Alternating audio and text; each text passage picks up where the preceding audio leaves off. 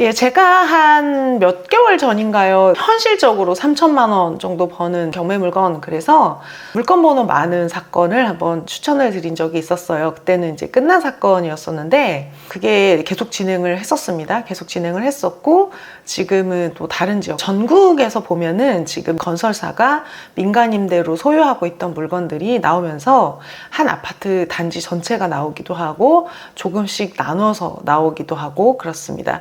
얼마 전에는 군산에 있는 하나리움시티라는 아파트가 대거 경매로 낙찰이 됐었는데요. 한 번 매각을 할 때 20-30개씩 매각을 하면서 한 1억 정도의 낙찰이 됐었어요. 제가 봤을 때는 아주 소액으로 수도권에서는 쇼부 보기 어려운 시장인 만큼 정말 소액으로 폐차하는데 너무 지쳤다 싶으신 분들한테 한번 제안을 드려보겠습니다.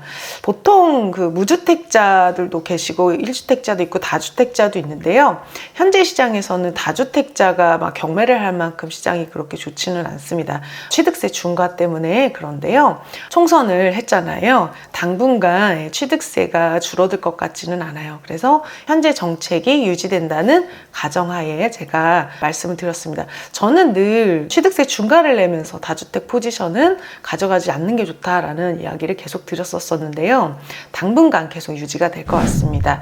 자, 1주택자, 무주택자 있으신데 무주택자는 2주택까지는 괜찮습니다. 주택을 하나 하고 하나 더 하는 것까지 괜찮고, 1주택자는 추가 1주택까지는 취득세 중과가 없습니다. 그 다음부터는 공시가격 1억 이하나 이렇게 선택을 좀 하셔야 되는데요. 일단은 제일 많으신 게 1주택자예요. 1주택자가 좀 많이 답답하신 게 뭐냐면은 집값이 올라도 답답하고 안 올라도 답답해요. 오르면 올랐어도 내가 가려고 한 집은 좀 더 많이 올랐고요. 또 집값은 올랐지만 그게 나한테 뭔가 이렇게 현금을 주지는 못해요. 그냥 깔고 앉아 있는 거죠. 약간 사이버머니 같다고, 고스톱머니 왜 이렇게 많으면 기분 좋은데 실제로 이렇게 쓰려면 어려운 것처럼 약간 그렇게 생각하시는 것 같아요. 그리고 내가 살아야 되니까 어차피 그 집을 빼지 않는 이상 그 돈을 계속 깔고 있어야 되는 상황이고, 또 이사를 가려고 그러면 그거보다 더 돈이 많이 필요한 상황이고 그렇습니다. 자, 1주택자가 그래서 추가로 경매 투자하고 싶어 하시는데 명의는 일단 괜찮다고 했어요. 한 주택 정도 더 하시는 거는. 근데 이제 대출이 문제예요. 자, 보통은 완전 다주택자들은요, 그냥 공시가격 이런 거를 그냥 갭으로 계속 사는 거예요. 공시가격 1억 이하는 또 취득세 중과가 없다 보니까, 또 공시가격이 내려가면서 그전에는 1억 이상이었는데 1억 이하로 내려간 지역들도 꽤 많이 있습니다.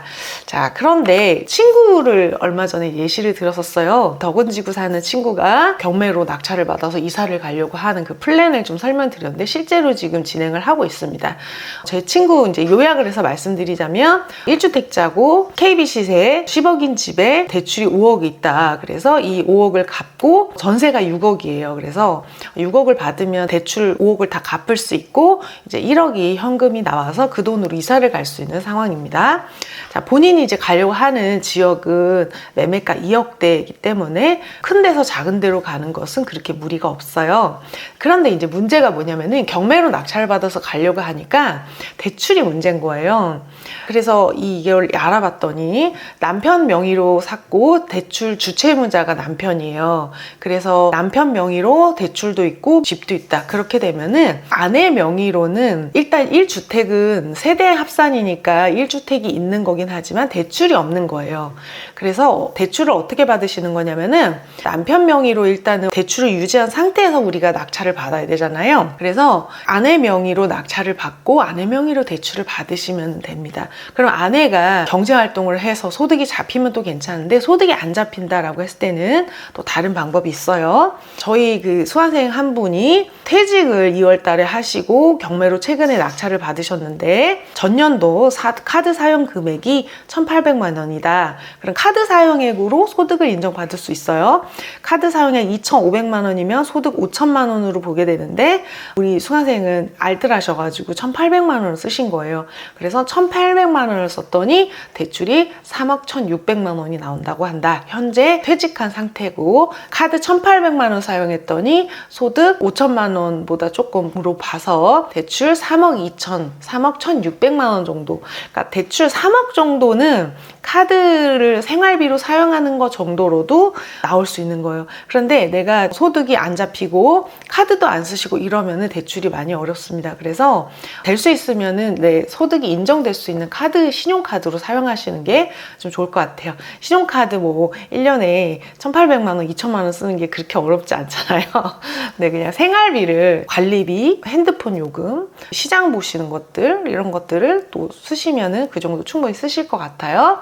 자, 그래서 소득금액 증명원상으로 2,400만 원 이하이신 분들도 카드 사용액으로 소득을 볼 수 있어요. 오히려 연봉 애매하게 3천만 원인 것보다 카드 2,500만 원 쓰는 게 소득이 더 많이 잡힙니다. 자, 그런 거 알아두시면 좀 좋을 것 같고요. 지금 진행 중인 물건이 있습니다. 광양에 있는, 좀 많이 남쪽인데요. 좀 소액이면 수도권에서 쇼부를 보기가 좀 어렵습니다. 전라남도 광양에 있는 아파트인데요. 이 아파트 같은 경우에는 지금 8사가 2억에 진행을 하고 있는데 아마 한번 유찰을 할 겁니다. 그래서 여러분이 입찰을 하실 때는 6월 달에 입찰을 하실 수 있을 거예요. 기간이 좀 충분합니다. 자, 남해온해뜨라고 해서 851세대 되는 큰 단지예요. 근데 실거래가 많이 안 잡히는 이유는 이 아파트가 민간임대로 계속 임대를 했었기 때문이에요. 연식은 그렇게 나쁘지 않습니다. 10년 정도 됐고요. 지금 최근에 거래된 것은 1억 8천에서 7천만 원대에 거래가 되고 있어요. 자, 그런데 지금 2억에 감정이 돼서 진행을 하고 있고 지금 현재 시세보다 높기 때문에 한번 유찰이 될 겁니다. 지금 제가 녹화하는 시점으로는 아직 유찰이 안 된 상태예요. 자, 그런데 이 물건이 과거에 낙찰됐을 때 4월 1일에 매각이 됐을 때 한 1억 5천에서 6천만 원 정도 사이에 낙찰이 됐었어요. 그러면은 1억 5천에서 6천만 원 정도 사이에 낙찰이 되는데 거래는 지금 1억 7, 8천 정도에 되는 거니까 한 1,000만 원에서 2천만 원 정도 세전 수익으로 보시면은 좋을 것 같습니다.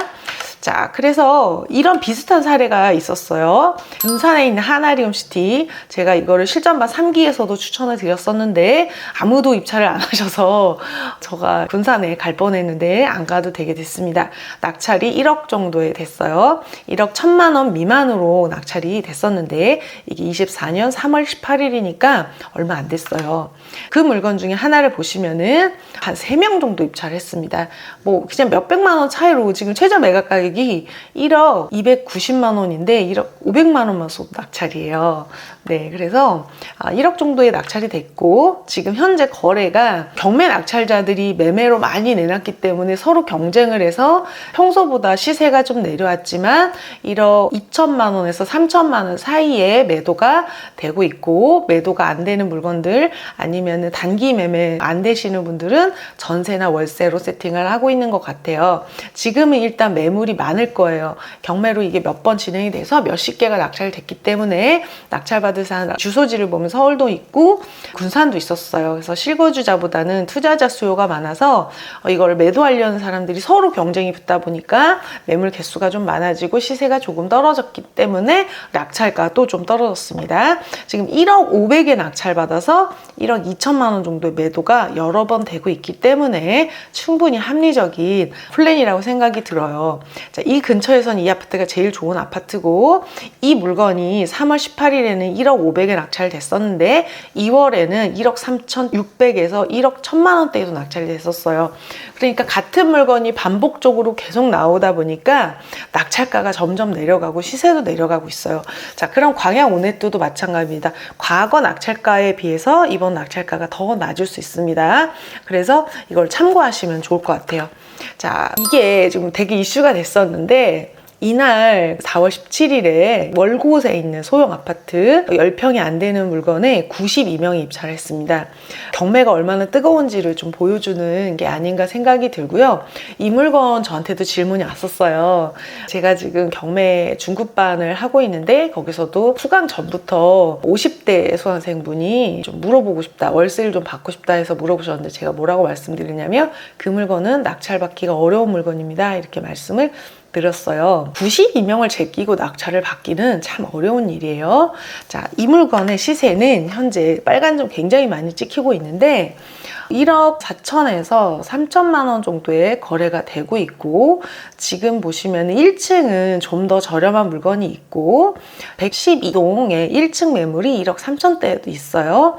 1억 4천, 1층이 아닌 건 1억 4천만 원부터 있는데 경매 낙찰이 1억 5천에 된 거예요. 근데 1억 5천은 약간 이래요. 서향이긴 하지만 뷰가 약간 바다 뷰가 보이는 물건이에요. 이런 물건을 낙찰 1억 5천에 받아서 여러분이 원하는 수익을 보기는 어렵다고 생각해요.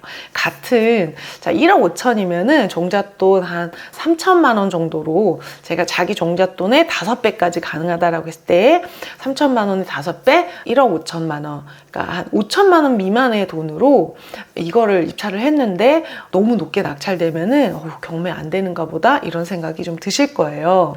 이런 물건은 수도권에서 1억대 물건은 경쟁이 이렇습니다. 그런데 조금 지방에 내려가면 지방이라 그렇기도 하고 3명밖에 입찰을 하지 않습니다. 시세가 정해져 있는데도 불구하고 훨씬 싸게 낙찰이 되는 시장이 있어요. 내가 소액이고 단기간에 수익을 내겠다고 하면서 이렇게 92명 입찰하는 물건을 입찰하시면 낙찰이 안 됩니다, 여러분. 자, 저희 수강생분 중에서 하면 잘 된다님이라고 계세요. 나땅TV에는 영상이 없고 행꿈사 유튜브에 영상이 있는데 3일 만에 매도된 물건이 있어요. 남들이 다 안 된다고 했던 빌라 물건이 화곡동 빌라로 수익을 5천만 원 보셨어요. 되게 빨리 매도하셨잖아요. 이분이 두 번째 경매 물건을 낙찰을 받으셨어요. 그 월곶에 92명이 입찰했던 그날 입찰을 하셨대요. 와, 이거 보시면은요, 첫 번째 물건은 너무 수익을, 그러니까 투자금 대비 수익이 너무 컸었던 거예요. 4천만 원 투자해서 5천만 원을 단기에 벌었으니까 두 번째 물건에 대해서도 이제 자신에 대한 어떤 기대가 있고, 이거 벌려고 내가 이걸 해야 되나? 약간 이런 생각이 들었기 때문에 폐차를 많이 하고, 그래서 바우는 포기 상태로 이번에는 20명이 들어오려나 40명이 들어오려나 하고 있는데, 이 앞에 물건이 92명이 입찰했다. 아까 그 월곶 물건 있잖아요. 그래서 이거 나 또 떨어지겠구나 했는데 2명이 입찰했다는 거예요. 그래서 낙찰을 받으셨어요. 자, 그래서 두 번째 발자국을 띄었다라고 했는데, 제가 보니까 현재 호가 2억 5천, 실거래는 2억 3천에서 2억 정도 저층 매물이 있는 걸 2억 정도에 받으셨더라고요. 같은 날 매각이 되는데 어떤 물건은 92명이 들어가고 어떤 물건은 2명이 들어가요. 그거는 약간 우리 하면 잘 된다님의 운이 있었던 것 같기도 해요. 왜냐면은 그 물건에 너무 많이 몰리다 보니까 이 물건의 입찰을 같은 날 입찰하는 물건이 좀 숫자가 적었던 거예요. 그래서 여러분, 입찰자가 많아지면 낙찰가가 올라갑니다. 92명 중에는 욕심이 거의 없는 사람들도 많이 있거든요. 자, 그래서 경쟁을 좀 피하셔야 되고, 안 되는 거 아니고요. 내가 저 사람 92명들보다 더 많은 노력을 했을까라는 생각을 해보셔야 됩니다. 저 92명 중에서는 고수는 별로 없을 거예요, 여러분. 경매 고수는 저런 물건은 입찰을 하지 않아요. 왜냐면 너무 높게 낙찰되는 게 그냥 정해져 있기 때문에 그래요. 제가 지난주에 그 지방에 상가 임장을 갔다가 차순위를 하고 계속 피곤해서 영상도 못 올리고 했었는데요. 우리는 과거로 돌아가서 내가 과거에 어땠다면 좋겠다, 그때 이렇게 했었으면 얼마나 좋았을까, 이런 후회를 많이 하지만 다 부질없는 짓입니다. 5년 뒤에 나에게는 지금의 내가 과거예요. 5년 뒤에 나한테 부끄럽지 않은 오늘을 사셨으면 좋겠습니다. 자, 오늘 영상 좋으셨다면 구독, 좋아요 부탁드리겠습니다.